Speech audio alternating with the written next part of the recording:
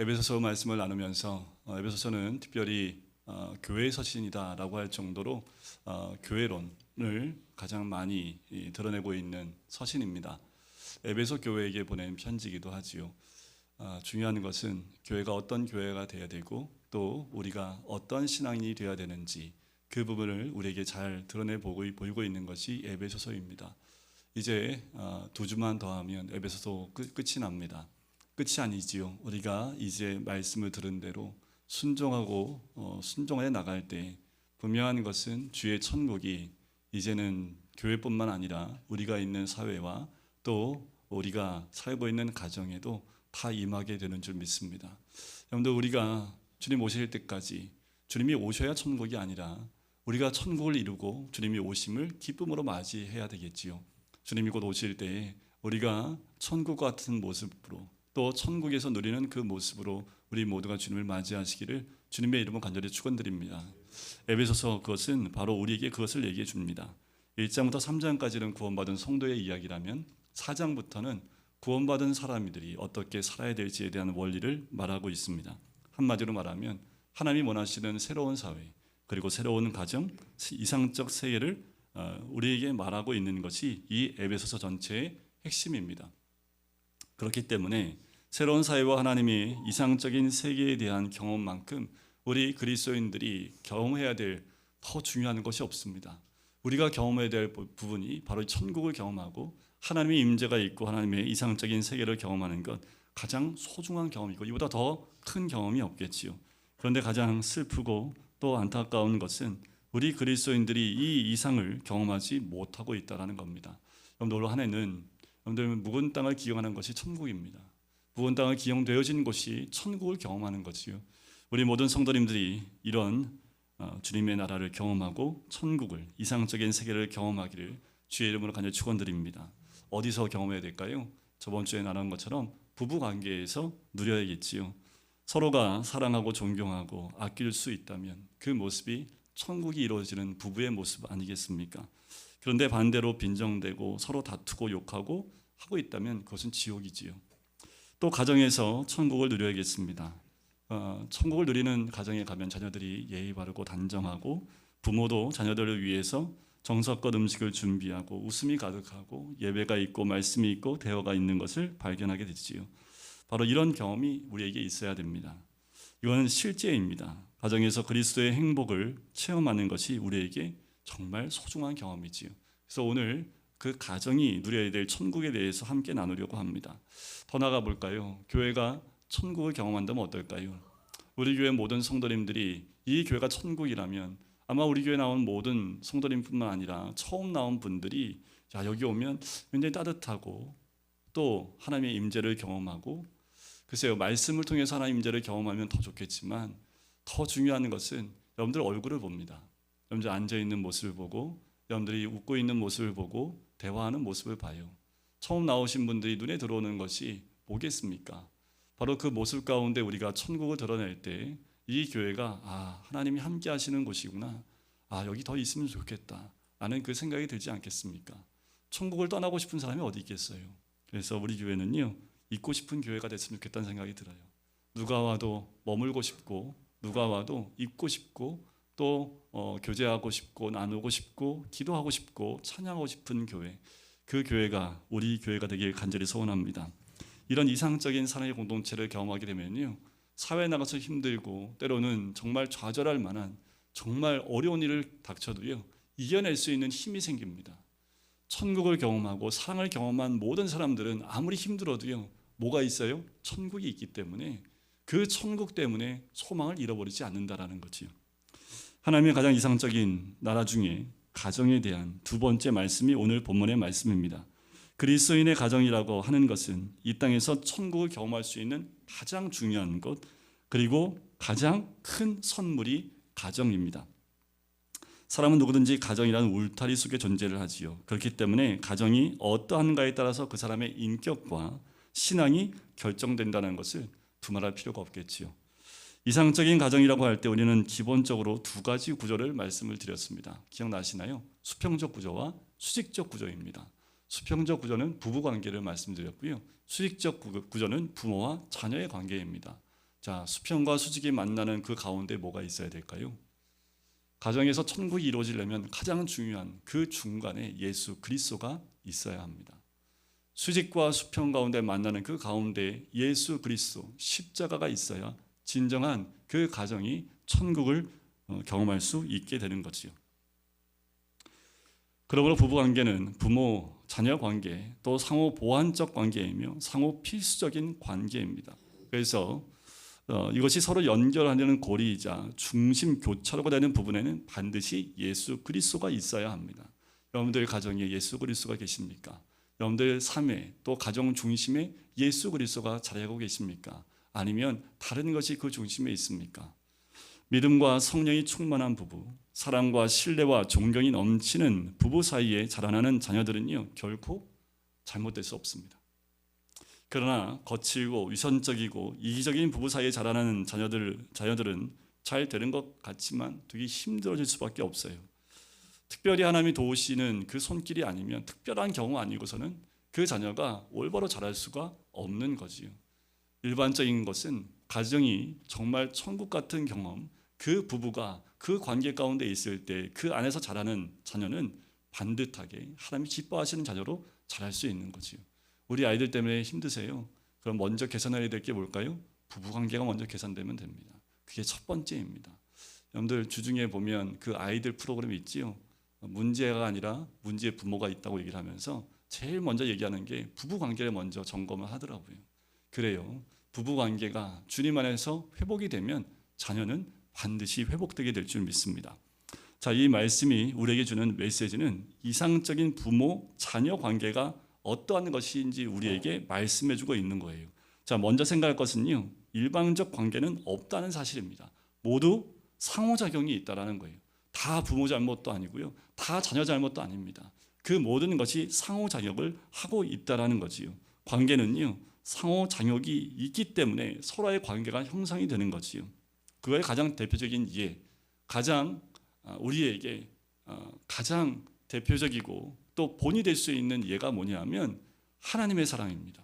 하나님은 끝없이 우리에게 은혜 내려주시지요. 일방통행일까요? 그렇지 않습니다. 하나님이 그 은혜를 내려주시면 우리는 어떻게 해요? 사랑과 믿음으로 응답하는 거지요. 그러면 하늘의 사건이 우리 가정에 이 땅 가운데 이루어지게 되는 거예요. 이것이 상호작용하는 믿음입니다. 하나님이 주신 은혜에 믿음으로 사랑으로 반응하면 하늘의 사건이 우리 가정과 교회와 이 사회에 역사하게 되는 거지요. 당연히 부모 자녀 관계도 이와 마찬가지입니다. 그러면 우리는 이 문제를 자녀된 입장에서 그리고 부모된 입장에서도 생각해야 합니다. 자, 오늘 본문에는 자녀와 부모의 관계가 나오는데 우리 함께 볼 건 뭐냐면 우리 모두는 누구에게 자녀이고 누구에게는 부모입니다. 두 가지 다 가지고 있다라는 거예요. 그래서 자녀의 입장만 볼 필요도 없고요, 부모의 입장만 볼 필요도 없습니다. 저 또한 우리 부모님의 자녀로 지금도 자녀입니다. 그리고 내 밑에 또 내가 낳은 자녀가 있기 때문에 부모의 입장이기도 하지요. 우리 모두는 다 그와 같은 입장으로 있어요. 그런데 오늘 본문에 보면 누구의 입장부터 먼저 얘기하고 있습니까? 부모의 입장을 먼저 얘기하고 있나요? 자녀의 입장을 얘기하고 있나요? 자녀의 입장을 먼저 이야기하고 있다라는 거예요. 그렇다면 이 가정의 문제는 어디서부터 풀어나가야 된다는 겁니까? 자녀가 부모에 대한 입장에서부터 풀어나가야 된다는 거예요. 그래서 1절에 보면 자녀들아 너희 부모를 주 안에서 순종하라. 이것이 옳으니라고 문제에 접근하고 있습니다. 자녀가 부모를 공경하고 자녀가 부모에게 순종해야 하는 이유를 우리는 세 가지 측면에서 살펴볼 수가 있습니다. 자, 먼저는 도덕적인 건데요. 일반 자연법, 도덕법에도 이걸 얘기하고 있어요. 꼭 기독교에서만, 우리 성경에서만, 우리 교회에서만 이걸 얘기하는 게 아니라요, 일반 사회에서도 다 얘기를 해요. 학교에서도 배웁니다. 그리고 유치원 가도 배우고요, 그냥 가정에서 일반 본능적으로 우리가 다 알고 있는 사건들이지요. 그 이야기입니다. 자, 모든 사회가 갖는 공통적인 특징인데 고대 사상에도 그렇고요, 동양 사상, 서양 사상 모두 다 통합해서 다 부모를 공경하는 것에 대해서 반대적으로 얘기하는 사상들이 없다라는 거지요. 두 번째는 자녀가 부모를 공경하고 순종해야 될 이유는 성경에 명령하고 있기 때문에 그래요. 출애굽기 20장에 보면 10계명 가운데 5번째 계명이 인간과 인간에게 지켜야 될 첫 번째 명령으로 부모를 공경하라라고 나오고 있습니다. 또 신명기 5장 16절에 보면 또 신명기 5장에도 이 십계명이 나오는데 여기는 이렇게 나옵니다. 너희 하나님 여호와의 명령한 대로 내 부모를 공경하라. 그리하면 너희 하나님 여호와가 내게 준 땅에서 내가 생명이 길고 복을 누리리라. 그리고 난 다음에 살인하지 말라, 간음하지 말라. 그 다음에 십계명이 그 다음에 연결이 돼요. 그러니까 제일 첫 번째 개념이 뭐예요? 네, 부모를 공경하라라는 거죠. 이거는 성경에 나와 있는 명령입니다. 세 번째는 예수님이 말씀하셨기 때문에 그래요. 특별히 이 부분을 시장에서 많이 강조하고 있습니다.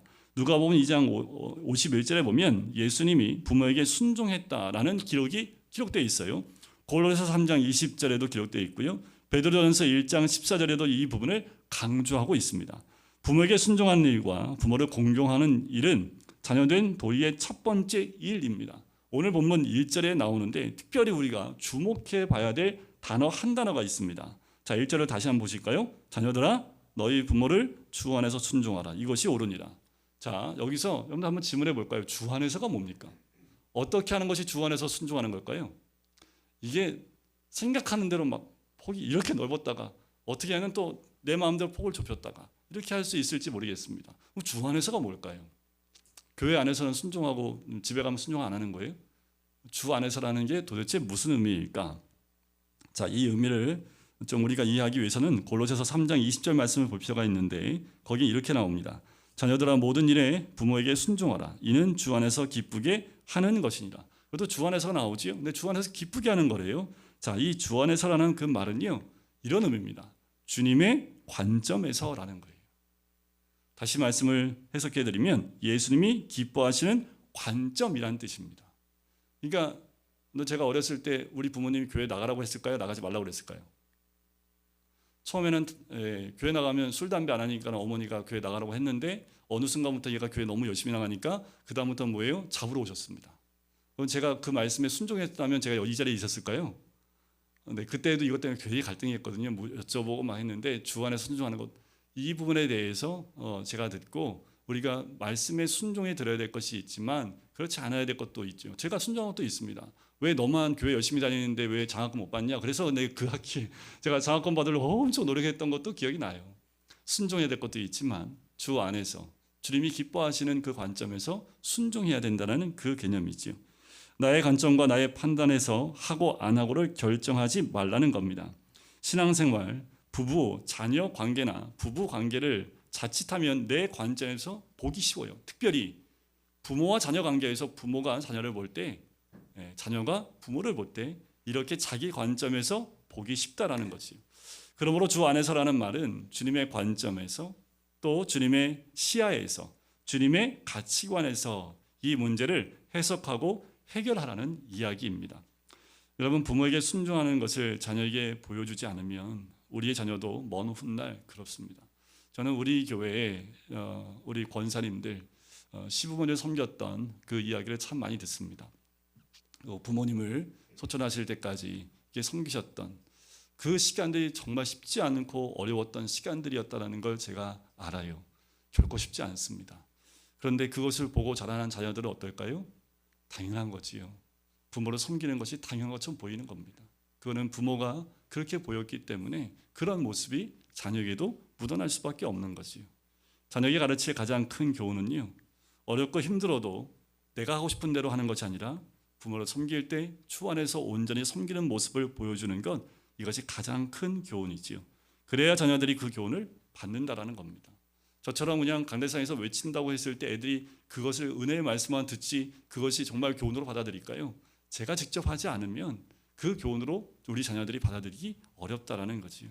우리 한국 여건에서 특별히 어려운 것이 며느리와 시부모 사이 관계 가운데 어려움이지요.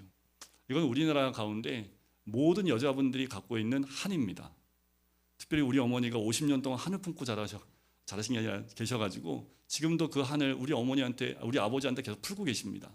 그럼 아버지는 울면서 저한테 전화합니다. 못 살겠다, 정규야. 하면서 오늘도 네 엄마가 레퍼토리가 시작됐다고.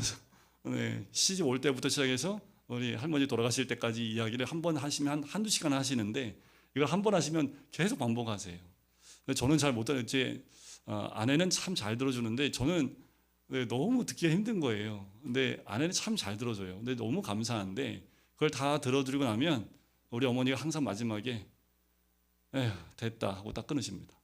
그러면 그날 풀리신 거예요. 그러면 가정이 우리 아버지하고 싸움이 없어요. 그런데 이제 전화 통화가 안 되잖아요. 그러면 반드시 아버지하고 싸웁니다. 그게 터져 나오기 때문에 그만큼 여자분들한테는 시어머니에 대한 그 한이나 이런 것들이 맺힐 수밖에 없지요. 그런데 성경적으로 보면 어떻습니까? 이 문제를 특별히 하나님이 부탁임을 잘 기억할 필요가 있습니다. 특별히 이 부분에서 어렵고 힘들고 쓰리쓴 눈물을 많이 흘렸던 룻을 통해서 우리가 하나님의 뜻을 좀 알아보면 좋겠다는 생각이 들어요. 룻은요 정말 결혼하자마자 남편이 죽었습니다. 그리고 시어머니와 함께 고향을 떠났지요. 시어머니 한 분 의지해서 또 시어머니가 가라고 내 남편을 할 수 있는 사람이 없다고 네 고향으로 가고 부모에게 가라라고 얘기했을 때 이 룻이 이렇게 얘기하지요. 어머니의 나라가 나의 나라요 어머니의 하나님이 나의 하나님이요 어머니가 죽은 곳에서 내가 죽고 어머니가 가는 곳에 내가 가겠습니다 라고 이야기를 합니다. 여러분들 이 고백이 고백만 했을까요? 그렇지 않았겠지요. 그의 삶 자체가 얼마나 힘들었을까요? 모함 여인입니다. 이스라엘 땅 가서 살아요. 그럼 어때요? 다문화권에 있는 우리 민족 아니면 정말 우리 한국보다 유대인은 더 배타적이었습니다. 삶 자체가 쉽지 않았습니다. 그런데 과부인 시어머니가 과부인 그 며느리가 섬기는 것 자체도 쉽지 않았겠지요. 오죽 얼마나 힘들었으면 여러분들 마태복음 1장의 예수님 족보에 그 모함 여자 이름이 딱 올라가 있습니다. 하나님도 인정할 만큼 룻이 잘 섬겼다는 거지요. 여러분들 하지만 잘 섬기기 어려운 것도 있어요. 그걸 왜 모르겠습니까? 하지만 상황이란 언제나 변명의 여지가 있지요. 이래서 못하고 저래서 못하는 다 이유가 있습니다. 하지만 우리가 하나님을 생각하면서 우리 그리스도인들이 이 벽을 뛰어넘어야만 그리스도 안에서 가장 사랑스러운 가정 공동체를 이룰 수 있는 거지요. 주 안에서 주님의 관점으로 또 주님이 보시는 시야로 우리가 그것을 바라보기 시작을 하고 내 관점, 내 생각, 내 상황 이걸 다 내려놓기 시작을 하면 그 가정으로부터 하나님의 은혜가 넘쳐나게 되는 줄 믿습니다. 에베소 6장 말씀처럼요. 부모를 공경하면 땅에서 잘되고 장수할 것이라고 약속을 하고 있습니다.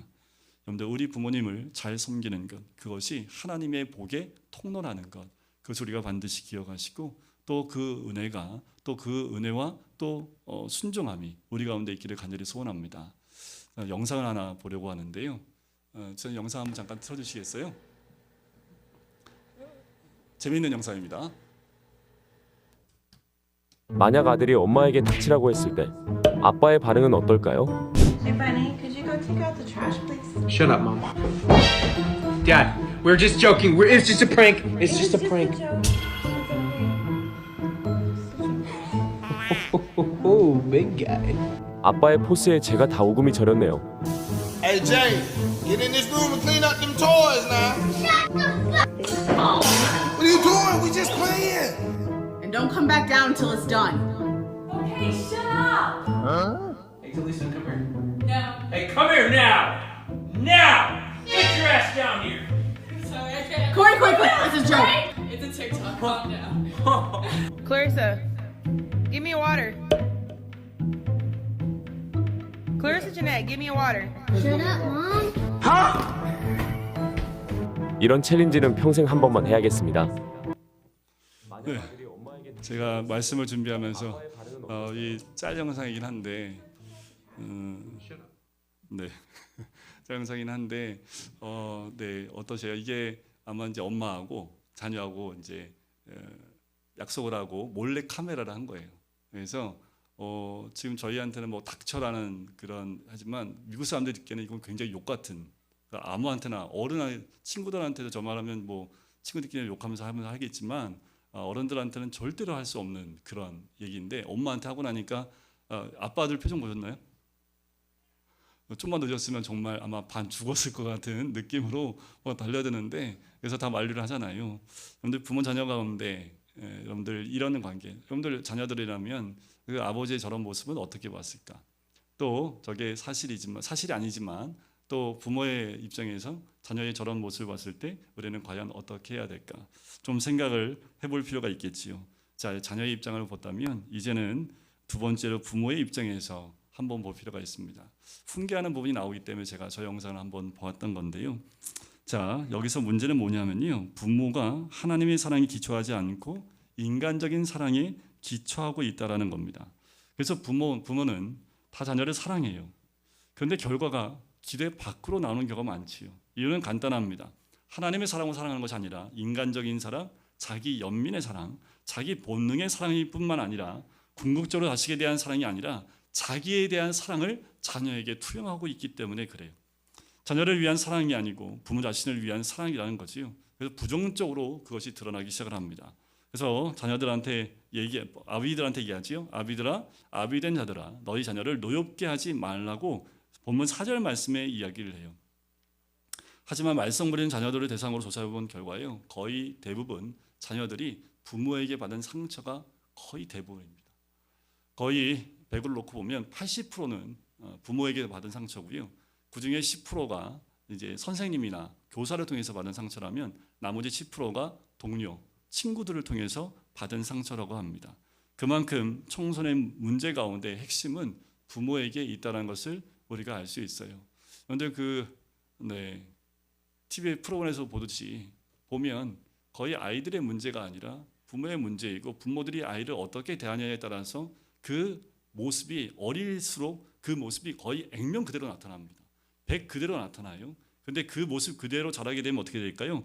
청년 때가 되어지면 이제는 청년들이 문제아와 같은 청년의 문제로 나타나기 시작한다라는 거예요.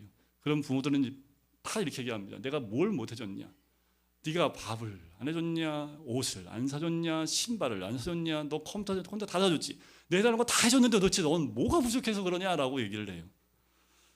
내가 널 얼마나 사랑하는데 내가 무슨 상처를 받았다고 네가 그러냐? 이렇게 얘기한다라는 거지. 자, 이것이 현실이죠. 많은 부모들이 자녀들이 상처받는 걸 모르고 있다라는 거예요. 많은 자녀들이 뭐라고 앉아있습니까? 지금 당장은 어려서 참지만이라고 마음을 그렇게 다잡는다는 거예요. 그렇게 마음 가운데 그렇게 상처를 가지고 큰 자녀들이요, 나중에 어른 돼서 어떤 줄 아십니까? 이제 노쇠한 부모를 볼 때 두 가지 마음이 같이 든대요. 미워하는 마음과 용서하는 마음. 그래서 어른 돼서도 너무 힘든답니다. 그 부모님의 주신 상처 때문에 그 부모에게 미운데 제 마음 가운데 부모를 미워하는 게 또 죄스러운 거예요. 그래서 용서를 해요. 또 보면 또 미워지고 이 마음이 계속 왔다 갔다 하는, 어른이 돼서도 힘들어하는 그 모습을 발견할 수 있다는 거지요. 근데 왜 상처를 입을까요? 자녀들이 분노하는 이유를 좀 더 깊이 생각해 보면 첫 번째는 뭐냐면 부모님들이 하나님 주신 권위를 가지고 잘못 사용하고 있기 때문에 그래요. 그런데 권위에 대해서 두 가지 말씀드렸죠. 지배적 권위는 문제가 심각합니다. 책임적 권위로 다가가야 된다는 거지. 근데 지배적 권위로 자꾸만 자녀들을 대하니까 그 권위가 아니라 그들을 억압하는 그 모습이 등장하게 되는 거지요. 부모가 왜 어린아이에게 그 아이에게 상처를 줍니까? 어린아이 입장이 아니라 그냥 부모의 입장에서 아이를 자꾸만 움직이고 자꾸 잡고 원하는 방향으로 움직이기 때문에 그래요. 참 쉽지 않습니다. 두 번째 상처받은 이유는 부모도 못하는데 자녀에게 강요해요. 뭐 엄마 아빠는 1등도 못하면서 맨날 1등하라고. 응? 그리고 엄마 아빠는 피아노도 못 치는데 자기는 꼭 피아노를 쳐야 된다고 얘기하고. 그러니까 부모는 못하면서 자녀한테 뭐예요? 이게 부모의 컴플렉스를 자녀한테 모습을 통해서 채우려고 한다라는 거지. 거기서부터 나타나는 모습입니다. 세 번째 모습은요, 부모들이 은연중에 자녀가 자기 소유물이라고 착각하고 있다라는 거예요. 그래서 내 마음대로 하는 거지요. 로마 시대 때 진짜로 자녀가요 소유물이었답니다. 노예나 종처럼 소유물이었대요. 그래서 마음대로 할 수 있었답니다. 그런데 우리 부모님들 가운데 그런 마음이 가지고 계신 분도 있다라는 거지요. 네 번째는 자녀들에게 모욕과 수치감을 주기 때문이라는 거예요. 자녀들이 이런 수치감을 줄 수 있어요. 그 나이에는 못하는 건데 그걸 못한다고 윽박지르거나 얘기하는 것은 굉장히 그 아이라고 모욕과 수치감을 줄 수 있습니다. 또 이런 경우도 있죠. 아기 때는 괜찮은데 클 때는 하지 말아야 될 것들이 있어요. 제가 전에 교회에 있을 때 이제 지금 장로님이 되셨는데 저하고 나이가 같은 집사님이셨어요. 지금 장로님이지만 남매가 있는데 그 둘째가 아들이 제 현설이하고 동갑인데 첫째가 딸이에요. 근데 항상 이제 아빠가 이제 들어오면 꼭 뽀뽀를 시키게 했어요. 뽀뽀를. 그러니까 너무 심해. 입술로도 뽀뽀하고 막 그래요. 하지 말라고 제가. 근데 아기 때는 이제 하면서 유치원 때 괜찮잖아요. 초등할 때도 괜찮은데 이게 중학생 때도 시킨 거예요. 그거를. 고등학생이 지금 대학생이거든요. 지금도 한다고 저한테 자랑을 해요. 그래서 제가 아버지 그러면 안 되는데 그건 아닌데 아기 때는 괜찮지만 사춘기로 접어들면 멈춰야 될 그런 것들이 있지요. 근데 그 딸의 입장에서는 아버지니까라고 하지만 그래도 멈춰야 될 부분이 있는데 그걸 멈추지 못하신 거예요. 그래서 제가 하지 말라고 그렇게 얘기하는데 아직도 자랑을 하세요. 여러분들 이게 자녀인데 어때? 라고 생각하는 부분들이 때로는 자녀한테 부모이기 때문에 어쩔 수 없이 따라가지만 마음에 불편한 모습들이 있을 수 있다라는 거지요. 여러분 어린아이에게 가정이 지옥이 되면 안 됩니다. 때로는 이럴 수도 있어요. 부부싸움하고 난 다음에 애들한테 네 아빠 봐라. 절대로 하면 안 되는 모습이고요. 부부싸움하고 난 남편이 그 아버지가 네 엄마 봐라. 절대로 하면 안 되는 말입니다. 그 말들이 자녀를 죽입니다. 그리고 그것도 웃긴 건 뭐냐면 부부가 또 이렇게 화해하면 또 애들 앞에서 너무 잘해요. 그럼 애들은 막 혼란스러운 거예요. 조금 전에 막 엄마 어떻고 저쩌고 아빠 어떻고 막 얘기하고 막 뭐 너무나 힘들어 죽겠는데 밖에 나가서 화해하고 다 들어오더니 둘이서 너무 좋대. 그러니까 애들이 볼 때는 이게 도대체 이해가 안 가는 거예요. 그러니까 애들 앞에서 싸우지 마시고요. 싸울 땐 나가서 그리고 좋을 땐 집안에서. 근데 이게 설득이 되셔야 합니다. 그러니까 싸우더라도 또 말할 때도 서로 간에 말해요. 애들한테 그런 모습을 보여주면 안 된다라는 거지요. 야간수 씨가 쓴 사랑과 행복에서의 초대라는 그 책이 있는데 거기에 보면 아이들이 7가지 호소의 말이 있답니다. 7가지 말인데요. 인정해 주세요. 보호해 주세요. 훈계해 주세요. 이해해 주세요. 가르쳐 주세요. 필요를 채워 주세요. 그리고 사랑해 주세요. 이 7가지 말이 요구하고 있는 그 말이라고 얘기를 해요. 여러분들 성경에서 계속 보면 부모에게 적극적으로 또 권면하고 이야기하는 것이 있습니다. 그게 뭐냐면 주의 교양과 훈계로 양육하라는 거예요. 자, 이게 이제 굉장히 중요한데 이게 중요하면서도 참 어려운 겁니다. 여기서 우리가 잘 이해해야 될 단어가 있는데 여기도 보면 주의라고 나오죠. 주의라는 말이 나오지요.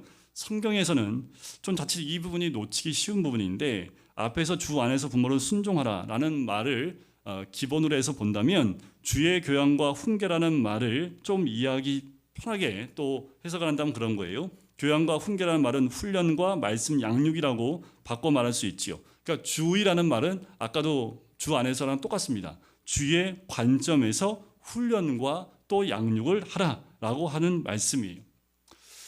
제가 아이들을 키울 때 몽둥이를 든 적이 있습니다.